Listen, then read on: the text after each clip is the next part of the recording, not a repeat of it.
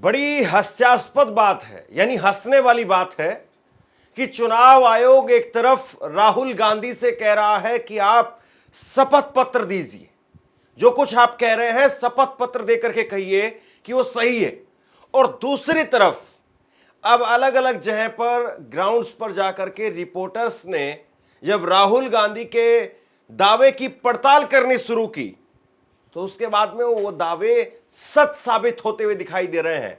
और न केवल वो दावे सच साबित हो रहे हैं बल्कि चुनाव आयोग का दावा फर्जी साबित हो रहा है। अब समझ में नहीं आता है कि चुनाव आयोग क्या वाकई वो भी शपथ पत्र देकर के अब हर बात को कहेगा। चुनाव आयोग क्या इस बात को कहेगा कि हमने जो बात कही है वो कभी गलत साबित नहीं होगी। ये बात क्यों कही जा रही है? दरअसल राहुल गांधी ने दो शख्स के नाम लिए, आदित्य श्रीवास्तव और विशाल सिंह। यूपी के अंदर राहुल गांधी ने कहा कि इन दोनों शख्स के नाम है, और अब उसको लेकर के भास्कर ने एक ग्राउंड रिपोर्ट की है। भास्कर, दैनिक भास्कर अखबार के रिपोर्टर वो उन मकानों पर पहुंचे, उन घरों पर पहुंचे जहां पर इन दोनों लोगों के नाम दर्ज थे। यानी उत्तर प्रदेश में आदित्य श्रीवास्तव, उनके नाम पर एक वोटर कार्ड बना हुआ है लखनऊ के अंदर। उसके घर पर भास्कर के रिपोर्टर पहुंचे, और जब भास्कर के रिपोर्टर वहां पर पहुंचे तो क्या कुछ वहां पर देखने को मिला। और दूसरी तरफ प्रधानमंत्री नरेंद्र मोदी के संसदीय क्षेत्र वाराणसी, वहां पर भी एक अलग वोटर विशाल सिंह, उसका जो है वो मकान वहां पर देखने को मिला। तो सबसे बड़ी बात यह है कि जब दोनों दावों को लेकर के यहां पर पड़ताल की गई और इन दोनों लोगों के वोट, आदित्य श्रीवास्तव और विशाल सिंह के वोट, वो अलग अलग जगह पर भी है, महाराष्ट्र में भी है, कर्नाटका में भी है, उत्तर प्रदेश में भी है। तो ये कैसे संभव है कि किसी व्यक्ति के 4-4, 3-3, 5-5 जगह पर वोट हो? ये कैसे संभव है? तो राहुल गांधी ने क्या कुछ कहा है पहले एक बार सुनिए, और फिर उसके बाद में भास्कर की इस पड़ताल में कैसे चुनाव आयोग का दावा झूठ साबित होता हुआ दिखाई दे रहा है, इस पर बात करेंगे। ये आदित्य श्रीवास्तव जी हैं। ये महाराष्ट्र में इनका नाम महाराष्ट्र में है, कर्नाटक में है, उत्तर प्रदेश लखनऊ में है, और कर्नाटक बेंगलोर अर्बन में है। 4 बार आता है, सेम फोटो सेम एड्रेस। दूसरा नाम दिखाइए, ये है विशाल सिंह। ये कर्नाटक में इनका नाम है, 2 बार कर्नाटक में आता है, और 1 बार देखिए ये वाराणसी में साहब वोट कर रहे हैं, वोटर लिस्ट में है। थोड़ा जूम आउट कीजिए। और ऐसे हजारों लोग हैं, 11,000 वोट ऐसे चोरी हुआ है। राहुल गांधी ने स्पेसिफिक इनके नंबर बताए और इनके नंबर के साथ में दावा किया कि इन लोगों के वोट उत्तर प्रदेश में भी बने हुए हैं। ये राहुल गांधी की तरफ से कहा गया। लेकिन आप देखिए उत्तर प्रदेश चुनाव आयोग की तरफ से क्या कुछ कहा गया। उत्तर प्रदेश चुनाव आयोग ने इस बात को नकारने का काम किया। CEO, chief election commissioner office Uttar Pradesh, उसकी तरफ से कहा गया कि ऐसा दावा जो राहुल गांधी की तरफ से किया गया है वो सच नहीं है। ये सीईओ की तरफ से जानकारी दी गई। राहुल गांधी ने जब प्रेस कॉन्फ्रेंस की उसके कुछ देर बाद में ही उसी शाम को सीईओ यूपी की तरफ से जानकारी दी गई, जिसमें उन्होंने कहा कि हमने ये चेक किया है और ऐसे वोटर, आदित्य और विशाल नाम के वोटर हमारे उत्तर प्रदेश में नहीं है। ये जो है सीईओ की तरफ से कहा गया। और बाकायदा जो देखिए आप, सीईओ ने जब ये कहा तो इसके साथ में उन्होंने प्रेस विज्ञप्ति भी जो जारी की है कि राहुल गांधी ने जो दावे किए थे 7 तारीख को, उसको लेकर के एक प्रेस कॉन्फ्रेंस हुई और प्रेस कॉन्फ्रेंस में उन्होंने सारी बातें कही कि आदित्य श्रीवास्तव, एसपी श्रीवास्तव इस नाम से, और विशाल सिंह पुत्र महिपाल सिंह इस नाम से जो है वो 2 लोगों को बताया गया है। ये निर्वाचन आयोग की वेबसाइट पर जो है निकाले गए हैं, और आदित्य श्रीवास्तव का नाम 4 जो है अंकित दिखाया गया है, जिसमें मुंबई की सब अर्बन सीट वहां पर और उसके साथ में अलग अलग जगह पर। यानी राहुल गांधी ने जो कुछ कहा था पहले चुनाव आयोग ने उसको लिखा है। और सबसे नीचे देखिए उसमें चुनाव आयोग कह रहा है कि इस प्रकार उत्तर प्रदेश के बारे में जो तथ्य प्रस्तुत किए गए थे वो सही नहीं पाए गए। ये सीईओ की तरफ से कहा गया।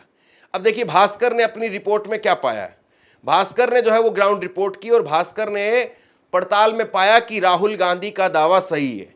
भास्कर ने जब इसकी पड़ताल की तो पता चला कि वेबसाइट के डाटाबेस में ये एपिक नंबर नहीं मिला, लेकिन जब गहराई से पड़ताल की तो लेटेस्ट वोटर लिस्ट डाउनलोड की गई।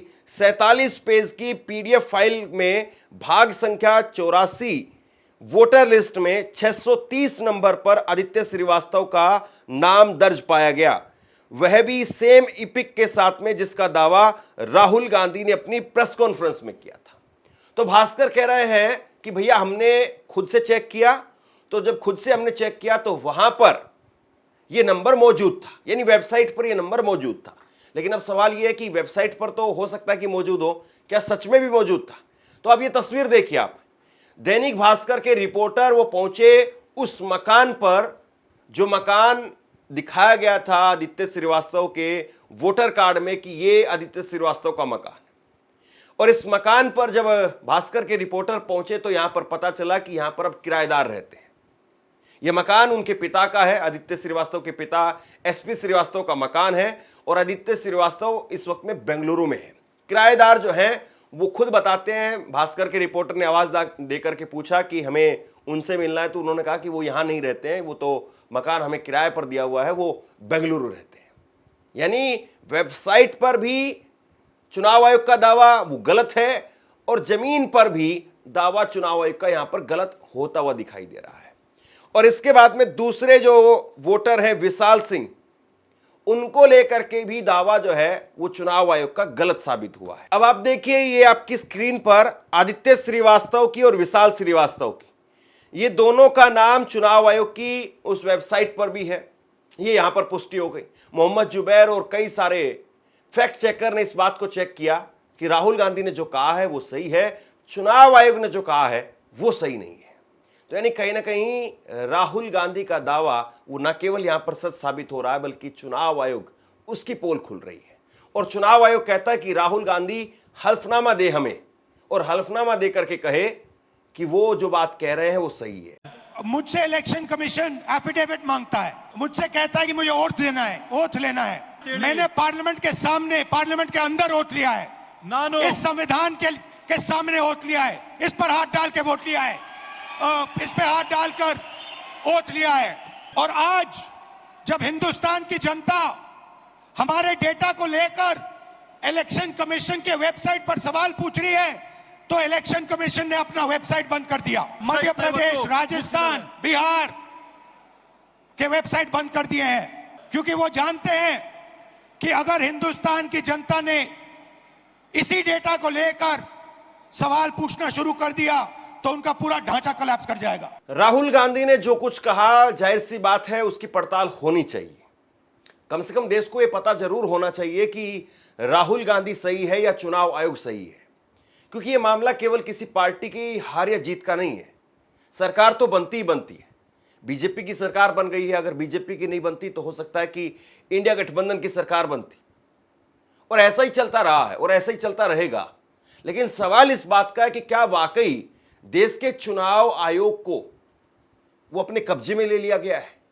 क्या अब किसी भी सीट पर हार और जीत वो चुनाव आयोग तय करता है?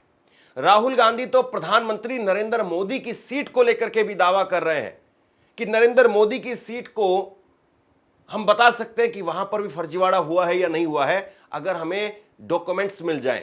याद रखिए, नरेंद्र मोदी 25 सीट की मार्जिन से प्रधानमंत्री हैं। एक सीट हमने दिखा दी कि चोरी हुई है।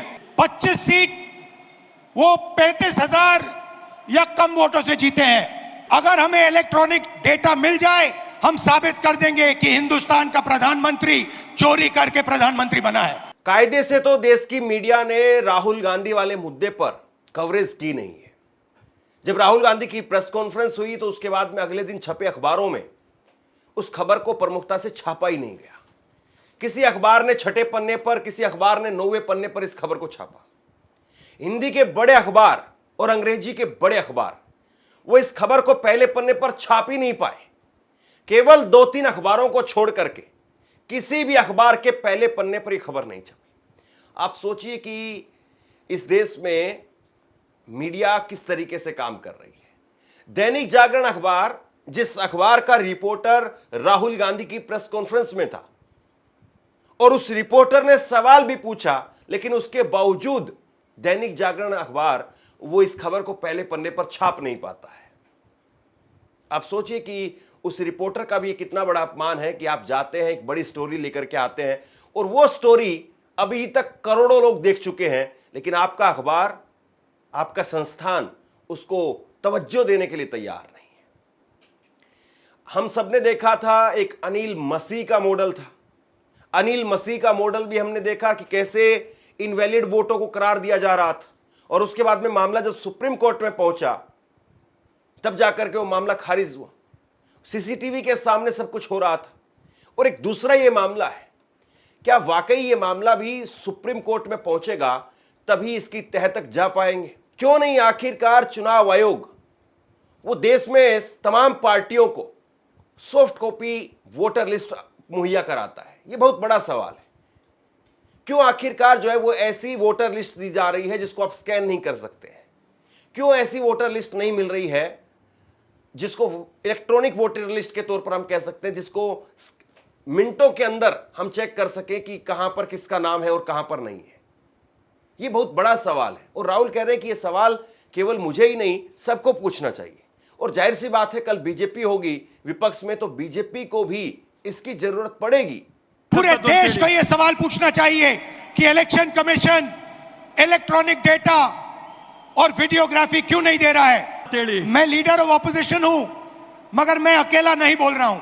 हिंदुस्तान की सारी राजनीतिक ऑपोजिशन की पार्टियां यह सवाल पूछ रही हैं, और इलेक्शन कमीशन को एकदम यह डेटा हमारे हवाले कर देना चाहिए। कायदे से इस मुद्दे की तह तक जाएंगे तो बहुत कुछ निकल करके सामने आएगा। राहुल गांधी ने अपनी पूरी राजनीति को इस पर टिका दिया है, और अब सवाल यह है कि राहुल गांधी की राजनीति यहां से आगे बढ़ती है या फिर चुनाव आयोग यहां से आगे बढ़ता है, क्योंकि चुनाव आयोग पर भी सवाल बहुत बड़े हैं, और चुनाव आयोग से अगर लोगों का भरोसा उठ गया तो निश्चित तौर पर यह हमारे लोकतंत्र के लिए सबसे खतरनाक होगा। जिस लोकतंत्र को 150 सालों की लड़ाई के बाद में हमने हासिल किया, अगर चुनाव आयोग से भरोसा उठ गया तो फिर बताइए इस देश में क्या बचेगा? आप क्या सोचते हैं? नीचे कमेंट बॉक्स में लिख करके जरूर बताइए। इस खबर को शेयर कीजिए। धन्यवाद।